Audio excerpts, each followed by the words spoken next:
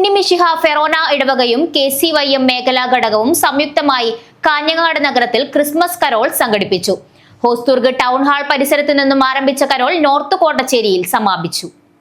Kanhangad Unnimishiha Forane ഇടവകയും KCYM മേഖലാ ഘടകവും സംയുക്തമായി കാഞ്ഞങ്ങാട് നഗരത്തിൽ ക്രിസ്മസ് കരോൾ സംഘടിപ്പിച്ചു.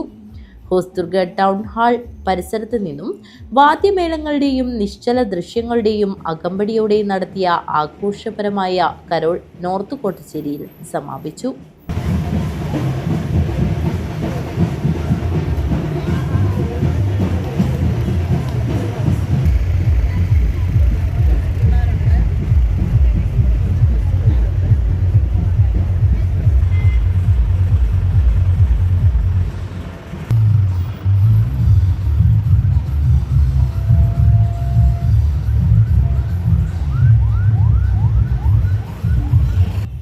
ചിറ്റാരിക്കാൽ അതിരൂപത പള്ളി വികാരി ഫാദർ നിഖിൽ ആട്ടോക്കാരൻ ക്രിസ്മസ് സന്ദേശം നൽകി.